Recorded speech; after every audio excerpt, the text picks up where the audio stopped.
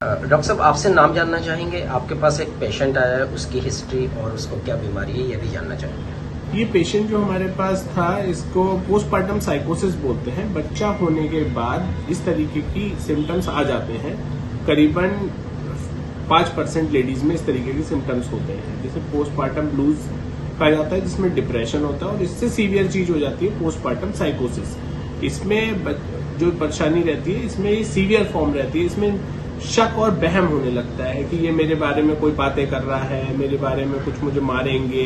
ये शक वहम, ये इतनी सीरियस कंडीशन होती है कि पेशेंट अपने आप को भी मार सकता है, अपने बच्चे को भी मार सकता है और किसी पे भी अटैक कर सकता है। जब भी किसी को ये दिक्कत होती है तो ये एक साइकेट्रिक इमरजेंसी रहती है, एक मानसिक इमरजेंसी रहती है। इसमें तुरंत एक साइकेट्रिक कंसल्टेशन लेना चाहिए। मगर अब इस चीज के लिए जानकारी के अभाव में लोग पहले बाबाओं पे जाते हैं, ऊपरी असर दिखवाते हैं। जब तक हमारे पास आते हैं तब तक बहुत लेट हो जाता है। जैसे इस केस में लें तो 15 दिन हो गए थे, ये सब होते होते सब ऊपरी असर उतारा जा रहा था, सब सारी चीजें चल रही थी।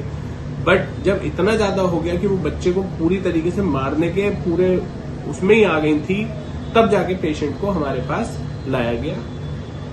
क्या एक्शन किया था इन्होंने अपने बच्चे के साथ? क्या इन्होंने अपने बच्चे को फ्रिज में रख दिया था ले जाके कि ये मेरे बारे में ये बोल रहा है, क्योंकि वो रो रहा था और इन्हें आवाज लग रही थी कि ये मेरे बारे में बोल रहा है, मुझे मारने को कह रहा है। इन्होंने ले जाके उसे फ्रिज में रख दिया उस चीज को। इस तरह की बीमारियों के लिए डॉक्टर साहब हम बात करें अवेयरनेस की, तो क्या कुछ अवेयरनेस रहती है और आगे से अगर कोई मैसेज आप छोड़ना चाहेंगे इसको लेकर? अवेयरनेस के ताल्लुक से। अवेयरनेस के लिए ये सब चीजें जो है, ये एक मानसिक बीमारी में आती है। इसका जल्द से जल्द इलाज करा जाए, जिसमें अगर आपको लगता है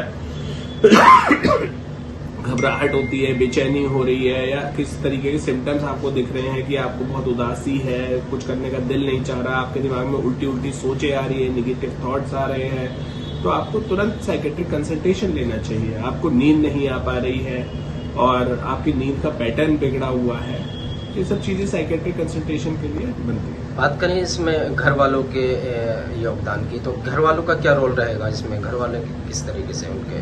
घर वालों के लिए ये घर वालों का फैमिली सपोर्ट तो बहुत जरूरी रहता है। इसमें फैमिली सपोर्ट, अगर इसे बीमारी मानना चाहिए। अगर फैमिली वाले इसे ही ऐसे लेंगे कि नहीं ये नाटक है, ये जानबूझ के कर रही है, या उस पेशेंट को इस चीज के लिए क्रिटिसाइज करेंगे कि नहीं तुम ये उस चीज को बीमारी नहीं मानेंगे, तो ये चीज एक गंभीर रूप लेती है। महिला की अब हालत की बात करें, किस तरीके से कंडीशन है? अब पेशेंट बहुत इम्प्रूव्ड है, अब वो एकदम नॉर्मल उसमें आ गया। बट क्या बोलते हैं, इसमें आत्मगिलानी इतनी हो जाती है कि मैं क्या सोच रही थी, कि मैं ऐसा कैसे ऐसा कर सकती थी।